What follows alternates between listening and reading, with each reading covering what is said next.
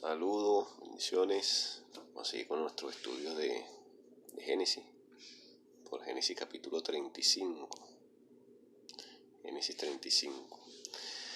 Bueno, primeramente gracias al Padre, gracias Señor te damos por permitirnos estar ante tu presencia en este día, Señor, arrepentirnos delante de ti, clamar por tu misericordia, Padre, para que sean perdonados nuestros pecados, para que nos ilumines tú con la presencia de tu Espíritu Santo, Señor, y nos guíes a una vida agradable ante tu presencia, porque eres tú, Señor, el que da el querer y el hacer por tu buena voluntad, Padre Santo. Danos, Señor, esas bendiciones espirituales en la sabiduría en Cristo Jesús, Señor, para alabarte y glorificarte, Señor, de pensamiento, de obra, Padre amado, bendito, Señor, y de palabra. Te alabamos y te bendecimos, Señor. Amén. Amén. Con el capítulo 35 dice: entonces dijo Dios a Jacob: levántate, sube a Betel, quédate allí. Haz allí un altar a Dios que se te apareció cuando huías de tu hermano Esaú. Entonces Jacob dijo a su familia, a todos los que lo acompañaban: quiten los dioses extraños que hay entre ustedes, purifíquense y cambien sus vestidos. Levantémonos y subamos a Betel. Allí haré un altar a Dios que me respondió en el día de mi angustia y ha estado conmigo en el camino que he andado.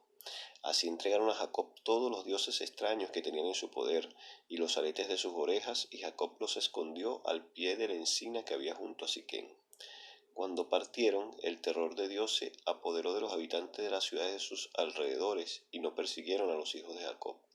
Jacob y toda la gente que lo acompañaba llegaron a Luz, es decir, a Betel, en la tierra de Canaán, y allí edificó un altar. Llamó al lugar El Betel, porque allí se le había revelado Dios cuando huía de su hermano.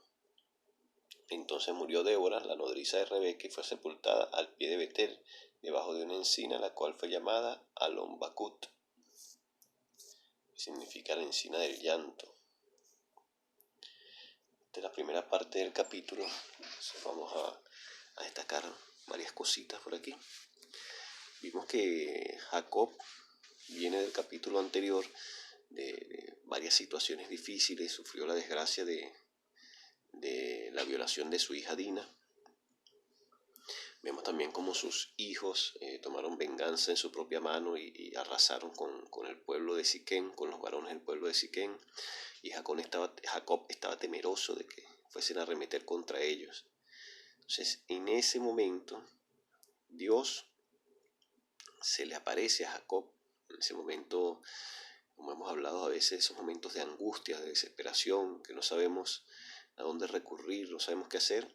Esa es la respuesta, tenemos que recurrir a nuestro Dios. En ese momento se le apareció Dios a Jacob y le dice: levántate, sube a Betel y quédate allí. Se llama a pararnos un momentito en esta frase, ¿verdad? Dice: levántate, sube a Betel y quédate allí. Si en esos momentos nos sentimos caídos, derrotados, ¿cuál es el mandato de nuestro Dios? Levántate. Hay una palabra que dice: levántate entre los muertos. Despiértate tú que duermes, dice la palabra. Levántate de entre los muertos y te alumbrará el Mesías. Aquí así también. Ese levantar de entre los muertos quiere decir levantar espiritual, el despertar espiritual, el despertar del espíritu para gloria y alabanza de nuestro Dios. Aquí es igual. Dice: levántate, sube a Betel. Recordamos que Betel, lo habíamos visto en capítulos anteriores, significa casa de Dios. Y le dice: quédate allí. Betel significa eso, casa de Dios. Nosotros vimos en Génesis 28-22, mire que después le dice: haz allí un altar que se te apareció cuando huías de tu hermano Esaú, que fue cuando Jacob se recostó la cabeza sobre una piedra y tuvo la visión con la escalera por la cual subían y bajaban ángeles, ¿recuerdan? Entonces, en ese momento, en Génesis 28-22, Jacob dijo: esta piedra que he puesto por señal será casa de Dios. Y ahí iba a ese lugar, a donde estaba esa piedra, a la casa de Dios, a Betel. Entonces, luego de toda esta angustia, ¿a dónde tiene que recurrir Jacob? A la casa de Dios, a Betel, a donde él había colocado la roca.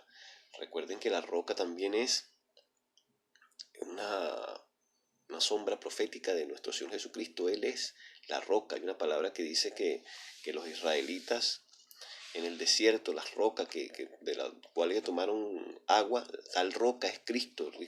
Cristo es visto en la Escritura como muchas cosas, como la puerta, como el pastor, y también es visto como la roca. Entonces, esa roca es casa de Dios. Entonces, vemos que dice, esta piedra que he puesto por señal será casa de Dios. Cristo, la roca, es casa de Dios. Nuestro Señor Jesucristo es la casa de Dios. Entonces dice que vaya allí, que vaya a la casa de Dios. Es el mensaje que le está dando Dios a Jacob, ¿verdad? Salmos 84:10 nos dice, escuchen esto, es mejor un día en tus atrios que 1000 fuera de ellos.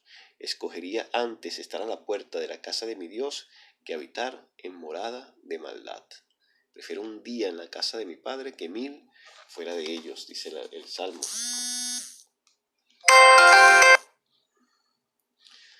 También dice Salmo 92, dice, el justo florecerá como palmera, crecerá como cedro en el Líbano, plantados en la casa de Yahvé, en los atrios de nuestro Dios, florecerán.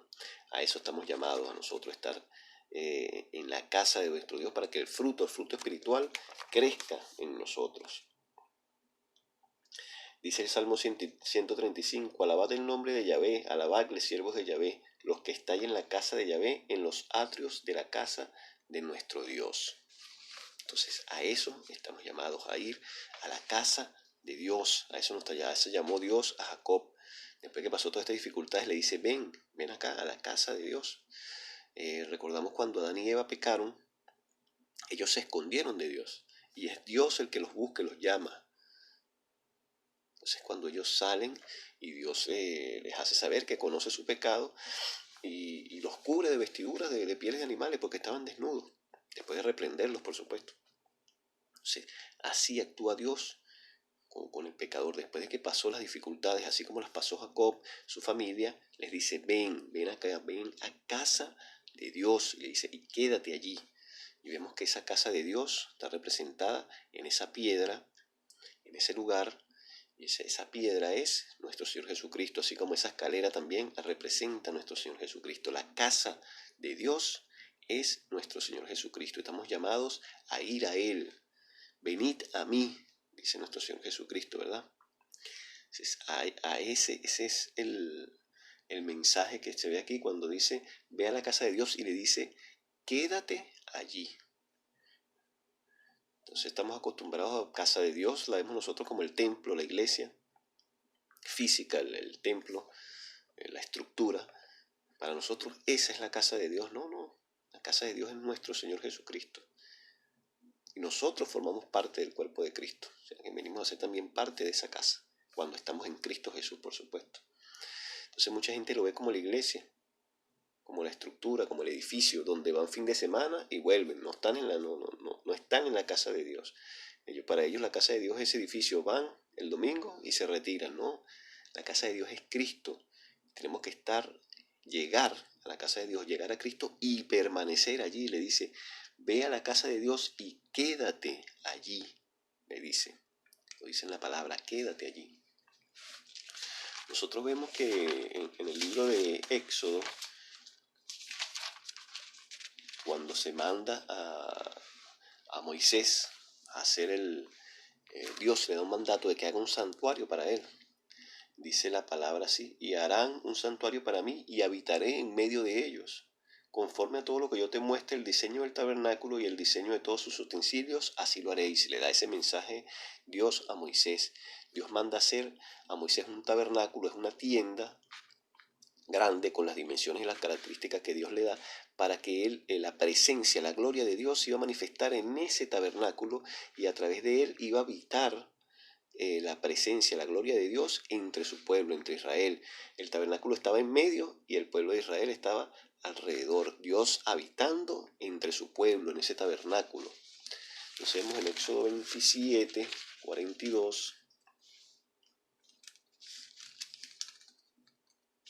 Perdón, Éxodo 29.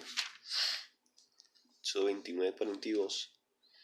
Dice, estos serán los holocaustos continuos por vuestras generaciones a la puerta del tabernáculo de reunión delante de Jehová en el cual me reuniré con vosotros para hablaros allí. Está diciendo Dios que en el tabernáculo es donde Él, el sitio que él tenía para reunirse con su pueblo y hablarle a su pueblo.